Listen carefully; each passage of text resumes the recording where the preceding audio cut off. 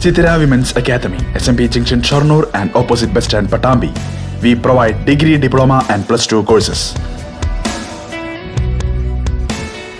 വലിയ ഉത്തരവാദിത്തമാണ് ഏറ്റെടുത്തിരിക്കുന്നതെന്നും പഞ്ചായത്തിന്റെ വികസനത്തിനു വേണ്ടി പ്രവർത്തിക്കുമെന്നും ലക്കിടി പേരൂർ പഞ്ചായത്ത് പ്രസിഡന്റ് ചിത്ര പറഞ്ഞു. വലിയ ഉത്തരവാദിത്തമാണ് ഏറ്റെടുത്തിരിക്കുന്നതെന്നും പഞ്ചായത്തിന്റെ വികസനത്തിനു വേണ്ടി പ്രവർത്തിക്കുമെന്നും ലക്കിടി പേരൂർ പഞ്ചായത്ത് പ്രസിഡന്റ് ചിത്ര പറഞ്ഞു. അഗലൂർ ഈസ്റ്റ് 11ാം വാർഡിൽ നിന്നും ജനപ്രതിനിധിയായി വാർഡ് മെമ്പറായി തിരഞ്ഞെടുക്കപ്പെട്ട ഞാൻ ഇപ്പോൾ ലക്കിടി പേരൂർ ഗ്രാമപഞ്ചായത്തിൻ്റെ പ്രസിഡൻ്റായി മാറിയിരിക്കുകയാണ്. ഏറ്റവും വലിയൊരു ഉത്തരവാദിത്തം തന്നെയാണ് എല്ലാവരും എന്നിൽ നിക്ഷിപ്തമാക്കിയിരിക്കുന്നത്. വളരെയധികം സന്തോഷം. എന്നെക്കൊണ്ട് കഴിയുന്നതിൽ പരമാവധി നമ്മുടെ ഗ്രാമപഞ്ചായത്തിൻ്റെ വികസനത്തിന് വേണ്ടി പ്രവർത്തിക്കുമെന്ന് ആദ്യമേ തന്നെ ഞാൻ എല്ലാവർക്കും ഉറപ്പു നൽകുകയാണ്. ലക്കിടി പേരൂർ പഞ്ചായത്തിലെ അഗലൂർ ഈസ്റ്റ് 11ാം വാർഡിൽ നിന്നുള്ള ജനപ്രതിനിധിയാണ് ചിത്ര.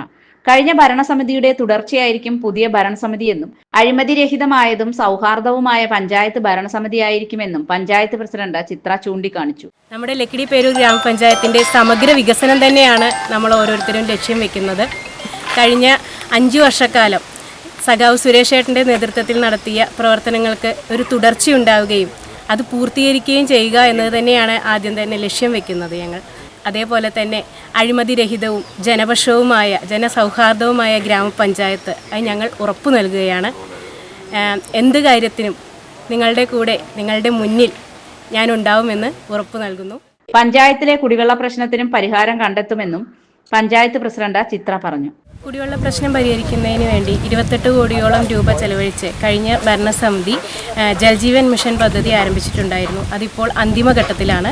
അത് പൂർത്തിയാവുന്നതോടുകൂടി തന്നെ നമ്മുടെ പഞ്ചായത്തിലെ കുടിവെള്ള പ്രശ്നം പൂർണ്ണമായും പരിഹരിക്കാൻ നമുക്ക് കഴിയും. അതിനു പുറമെ കിഴക്കൻ മേഖലകളിൽ ഇപ്പോൾ നമ്മൾ വാട്ടർ അതോറിറ്റിയുടെ സഹായത്തോടെയാണ് വെള്ളം എത്തിച്ചുകൊണ്ടിരിക്കുന്നത്. അതിനുവേണ്ടി നമ്മൾ 9 ലക്ഷത്തോളം രൂപ മാറ്റിവെച്ചിട്ടുണ്ട്. യുദ്ധകാല അടിസ്ഥാനത്തിൽ നമ്മൾ പ്രവർത്തനങ്ങൾ നടത്തി എത്രയും പെട്ടെന്ന് തന്നെ ആ ഭാഗത്തുള്ള ജനങ്ങളുടെയും കുടിവെള്ള പ്രശ്നം പരിഹരിക്കാനുള്ള നടപടികൾ സ്വീകരിക്കുന്നതാണ്.